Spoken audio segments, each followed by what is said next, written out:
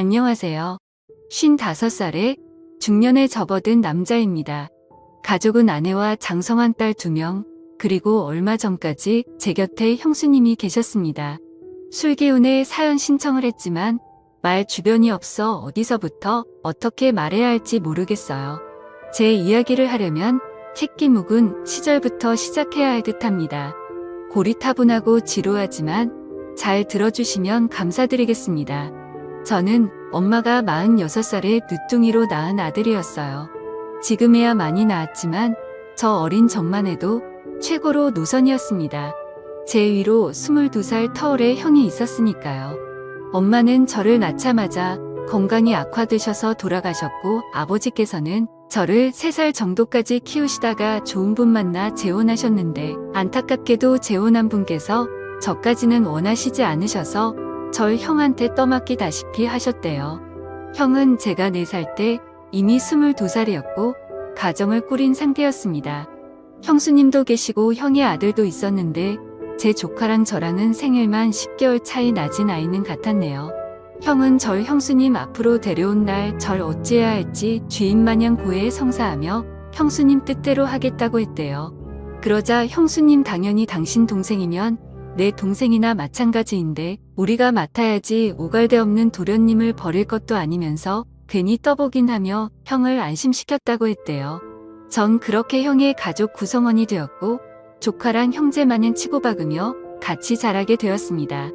주변에서는 형이 밖에서 낳아온 아들을 기른다며 소문이 나 동네에서 얼굴 붉힐 일이 많았는데 굳건한 형수님이 계셔 버틸 수 있었다고 하네요. 형이 밖에서 돈 벌어오는 동안 형수님이 저와 조카를 맡아 기르며 제 통기저귀를 다 갈아주며 아들처럼 돌봐주었대요. 저희는 교회를 다녔는데 어린 적 기억을 떠올리며 형수님이 성가대에서 하얀 가운을 입고 찬송을 불렀던 모습은 마치 천사처럼 눈부실 정도로 아름답게 보였습니다. 이 때문에 제 이상형은 성가대에서 찬송을 아름답게 부르는 사람이 되었답니다. 조카는 제게 삼촌 대우를 해준 적은 없었어요. 야, 너 하대하며 제 심기를 긁어놨고 행여 제가 자기 엄마를 뺏어갈까 싶어 심술 부리고 못살게 굴며 저를 경계했네요. 그 때문에 조카랑 매번 피 터지게 싸웠던 기억이 납니다. 형수님께서 저희 때문에 골머리를 쌓아내셨지만 나중에는 어디 마음껏 싸워보라고 일부러 판도 벌여주시더군요. 전 어린 시절을 형의 가족들의 사랑 안에서 보냈습니다. 그런데 제가 중학교 2학년 때 저희 가족들의 인생을 송두리째 바꿔놓을 충격적인 사건이 터졌습니다. 어머니 기일에 산소를 찾을 겸 차를 타고 온 식구가 다녀왔는데 집으로 오던 중 역주행하는 음주 트럭과 부딪혀 차가 전복되는 끔찍한 사고가 일어나고 말았습니다. 이 일로 인해 저희 형과 조카는 생명을 잃었고 저와 형수님만 기적적으로 간신히 살아남았습니다. 의식을 차린 후 관계자한테 들었는데 차가 전복되어 불이 나 못 빠져나왔을 때 의식 있던 형수님만 손에 닿았던 절구할 수 있었고 바로 폭발로 이어지는 바람에 형과 조카는 차 안에서 운명을 달리하고 말았다고 했습니다. 형수님 또한 절구하려다 얼굴에 화상을 입었다고 하더군요. 비극적인 소식을 들은 저는 미치기 일보 직전이었습니다. 형과 조카의 모습이 눈에 선한데 다신 볼 수 없다니 제정신일 수가 없었습니다. 형수님도 남편과 자식을 잃은 충격에 상태가 망가져갔네요. 그토록 긍정적이고 밝았던 사람이 소중한 이들을 위로니 반성장 상태가 되더군요. 피부치드를 앓은 슬픔은 겪어보지 않은 사람은 아무도 모릅니다. 생살이 도려져 지켜지는 기분이더군요. 저 역시 퇴원하기 전까지 심신이 완전히 치료가 될 때까진 시간이 많이 필요했고 조금씩 정신이 들 때쯤 형수님을 매일 찾아뵈어 어서 제자리를 찾길 바랬습니다. 시간이 어느 정도 흐르자 형수님도 정신이 돌아오기 시작하더군요. 형수님의 친정 식구들은 형수님께 목숨 걸고 구하려면 남편이나 자식을 구할 것이지 하필 시동생을 구할게 뭐야 몸이 회복되는 대로 시동생 돌봐줄 기관으로 보내버려라며 타박하는데 형수님은 화를 내며 식구들한테 그런 말일 거면 다시 찾지 말라고 매몰차게 쳐버리셨습니다. 형수님은 버려질까 불안해했던 저를 꼭 안아주시고 말씀하시네요. 도련님은 이제 내 자식이다. 마찬가지야. 남편도 자식도 잃은 내게 도련님밖에 없어. 우리 시간이 걸리겠지만 먼저 간 그 일함 우리 아들 목까지 같이 잘 살자. 약속하는 거야. 저는 고개를 끄덕이며 형수님과 약속을 했습니다. 형수님 말 맞다나 형과 조카 목까지 행복하게 잘 살아보자고요. 그치만 형수님의 친정 식구들 말이 간간히 생각나며 형과 조카 대신 제가 살았다는 자책감은 절 헤어나올 수 없는 철망으로 내몰더군요. 잠을 자면 악몽을 꿀같은 눈으로 밤을 지새는 경우도 많았습니다. 괴로웠던 전 인생을 삐뚤게 나갔고 고등학교 때부터 비행을 일삼기 시작했습니다. 형수님은 저 때문에 학교와 경찰서에 밥 먹듯 불려가서 선생님들과 피해자들한테 굽신거리기만 했네요. 괴로웠던 전 인생을 삐뚤게 나갔고 고등학교 때부터 비행을 일삼기 시작했습니다. 피 한 방울 안 섞인 형수님께 미안하고 죄송했지만 이렇게 스스로 망가지지 않으면 살기가 괴로웠습니다. 형수님은 참다 못해 날 잡아 본심을 토해내더군요. 도련님 이따위로 살라고 내가 목숨 걸고 구한 줄 알아. 내 손잡고 살았으면 그이랑 내 아들 목까지 같이 있게 살아야지. 내가 허비하고 있는 날은 내 사람들이 그토록 살고 싶었던 삶이야. 이럴 거면 같이 죽자. 나도 생에 미련 없어. 다 그만두고 싶다고 형수님이 약을 쓰며 병제약을 마시라는 거 저 놀면서 형수님을 저지했습니다. 잘못했어요. 형수님 너무 괴로워서 그랬어요. 형이랑 조카 생각하면 미칠 것 같아서 그랬어요. 그러게 왜 날 구했어요. 형수님한테 더 소중한 사람들 구하지 왜 나 같은 걸 구해서 힘들어해요. 아니 형수님 저를 세상 다정하게 어루만지시며 애써 눈물을 삼키곤 말씀하시네요. 도련님은 나한테 정말 소중한 사람이야. 그걸 왜 몰라. 내 가족들은 누구와 나 다르지 않고 다 소중해. 그래서 망설임 없이 도련님을 구했던 거였는데 지금의 도련님을 보면 후회돼. 그냥 그때 다 같이 죽을 걸 누구 하나 상처받는 일 없게 그냥 죽을 걸 그랬어 하며 결국 흐느끼십니다. 저는 형수님의 눈물에 가슴이 미어져 형수님께서 구한 제 생명 형수님 뜻대로 같이 있게 살겠노라고 형수님을 위한 삶을 살겠노라고 약속했습니다. 저는 고등학교만 졸업하고 취업을 희망했지만 형수님께서는 우리 아들이 생이 짧아 못 간 대학 도련님은 꼭 갔으면 좋겠다고 부탁해서 형수님을 위한 삶을 살겠노라고 약속했습니다. 정신 차리고 공부를 시작했고 형수님의 뒷바라지 안에서 재수 끝에 서울에 있는 대학에 합격했습니다. 형수님의 기뻐하는 얼굴이 떠올라 덩달아 기쁘더군요. 전 형수님께 대학 등록금 부담을 진지우지 않으려고 아르바이트를 구했지만 형수님은 이거 우리 아들 하늘 날아갈 때 받았던 보험금이야. 도련님 등록금하고 대학 생활하는데 유흥이 잘 써줬으면 좋겠다며 내주시더군요. 그걸 제 앞에 주시는 그 마음을 너무나도 잘 알기에 전 차마 받을 수 없었지만 결국 설득당해 눈물을 삼키고 받았습니다. 저는 악착같이 공부에 장학금을 받아 학교 등록금을 충당했고 형수님이 주신 돈은 주식을 배워가며 투자를 해 돈을 조금씩 불려나갔습니다.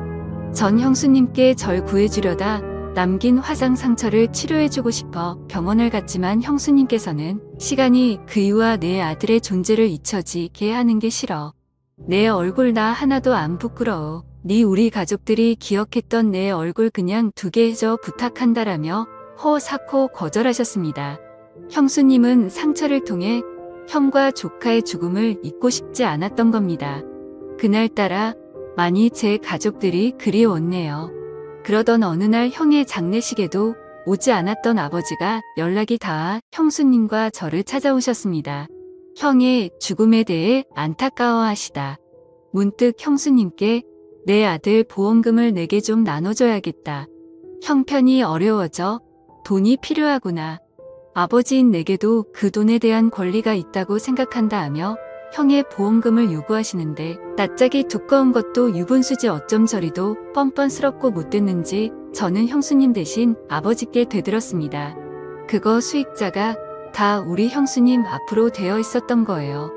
형 장례식도 오지 않았으면서 어떻게 이제와 보험금을 요구할 수가 있어요. 자격 없는 사람한테 절대 못 줘요. 했지만 형수님은 긴 한숨을 쉬시며 철 말리시고는 아버지께 일단 가시라며 이미 아버지 몫으로 빼놨으니 알아서 드리겠다며 하셨네요. 전 형수님께 난리를 쳤지만 형수님 은저를 다독이며 아무리 미워도 아버지께 그러는 건 아냐. 아버님 피부치한 도련님이 많이 그리웠을 텐데 다음번엔 따뜻하게 맞아주면 내 마음도 편할 것 같아. 그래 줄 수 나는 말에 답답함에 목이 메이더군요. 형수님은 연락단은 아버지와 절 이어주려고 노력했습니다만 아버지는 보험금을 받은 후에는 절 찾지도 보지도 않으시더군요. 슬프게도 아버지의 목적은 자식보단 돈이었나 봅니다. 하기사. 그러니 옛날에 세장가 가셨을 때도 저희 형한테 떠맡겼던 것이겠죠. 아버지를 보며 다 같은 부모가 아니라고 느꼈습니다. 제겐 예전도 앞으로도 가족은 형수님 한 분밖에 안 계셨네요. 저는 대학을 졸업하고 취업을 하게 되었습니다. 바쁜 와중에서도 형수님을 행복하게 해드리고 싶어서 드라이브며 맛집 코스며 같이 데이트를 했습니다. 형수님과 좋은 시간을 보내는 것 자체가 제게 행복이었어요. 가족으로서 진심으로 형수님을 사랑하고 존경했습니다. 형수님은 30살 먹도록 제가 여자 하나 없이 형수님하고만 시간 보내는 게 마음에 걸렸던지 제게 선자리를 마련해 주셨습니다. 지인분 따님이시라며 제게 좋든 싫든 일단 한번 만나보라고 하는 거 전 거절하며 평생 형수님 모시면서 같이 살고 싶다고 했네요. 형수님께서 제 생명의 은인인 것처럼 저 역시 형수님께 보답드리고 싶었습니다. 그렇지만 결국 전 형수님께든 떠밀려 선자리에 나가게 되었고 형수님 이 간절히 바라고 원해 그 여자분과 결혼 약속까지 하게 되었습니다. 대신 저도 예비 아내에게 형수님을 같이 모시겠다는 약속을 받아냈어요. 저와 형수님 둘뿐인 가족에서 아내가 들어오자 분위기가 많이 달라졌습니다. 아내는 형수님처럼 긍정적이고 밝은 사람이라 집안에는 웃음이 돌았습니다. 제 아이들이 생기자 기쁨은 배가 되더군요. 저는 어느새 머릿속에 형과 조카를 잊고 새로운 가정의 행복에 푹 빠졌지만 형수님은 좋아 보이는 와중에도 간혹 표정이 어두워 보여 저를 신경 쓰이게 했습니다. 그리고 저의 가족에게는 다시 한번 불행이 찾아왔습니다. 회사에 있는데 아내에게 급한 목소리로 전화가 오더군요. 여보 형님이랑 장 보는데 갑자기 형님이 없어지셨어. 아무리 찾아봐도 안 계셔 연락도 없으시고 이럴 분이 아니신데. 저는 불안한 예감에 회사 조퇴를 하고 아내와 함께 형수님을 찾았습니다. 밤까지 형수님은 돌아오지 않으셨고 경찰서에 실종 신고라도 해야 하나 초조해야 할 무렵 경찰한테 먼저 연락이 왔습니다. 다름 아닌 형수님을 보호하고 있다는 연락이었어요. 다행히 피부의 흉터가 형수님을 찾는데 결정적인 역할을 했네요. 그런데 경찰서에서 보니 형수님의 상태가 조금 이상했습니다. 기억을 잘 못하시냐 왜 본인이 어쩌다 경찰서에 왔는지 모르시는 거예요. 이 틈에 경찰이 조심스럽게 말하더군요. 저희가 의사가 아니라 단언하기는 어렵지만 보통 치매 노인분들이 이렇게 길을 잘 잃어버리시더라 고요라고 하는데 저는 말도 안 돼요.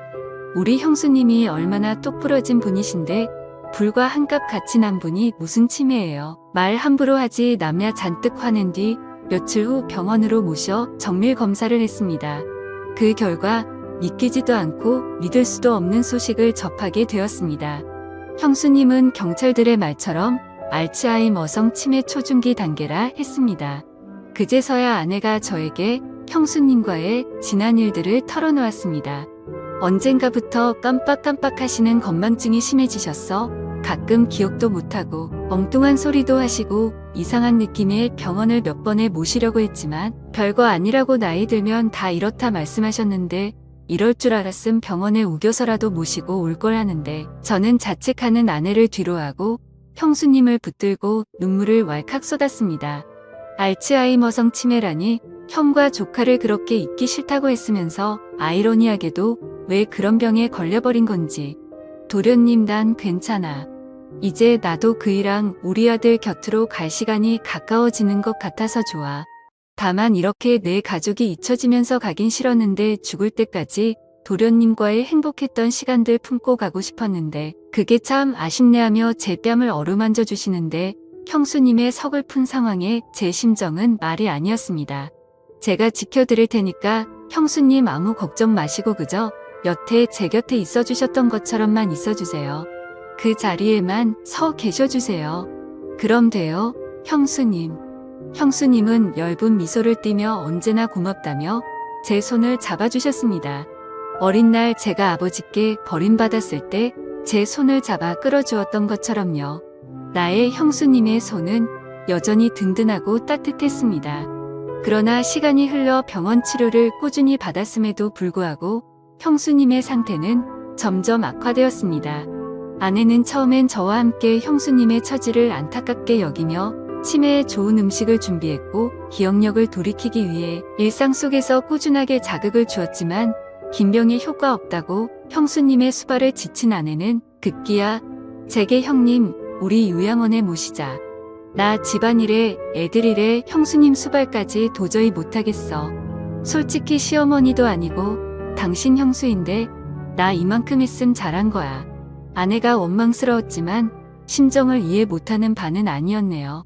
제 부모도 모시기 힘든 치매 노인 수발 들기 얼마나 힘들겠습니까? 아내에게 강요할 수 없었던 저는 그동안 수고했다고 말하고 제가 직접 모시겠다고 했네요. 다만 회사를 그만둘 순 없던 터라 제가 일 갔을 때는 사람 부채 쓰고 퇴근하고선 제가 형수님을 모시기로 했습니다.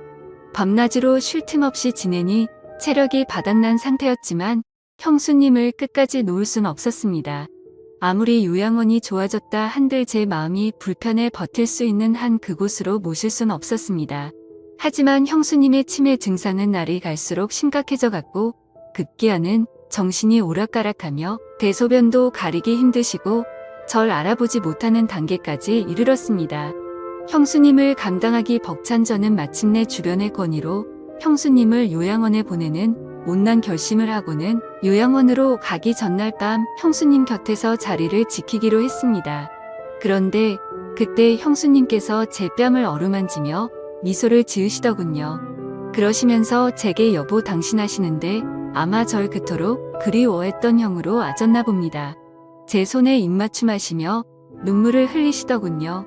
여보 나 도련님하고 살면서 너무 행복하게 살아서 당신한테 미안해 어쩌지.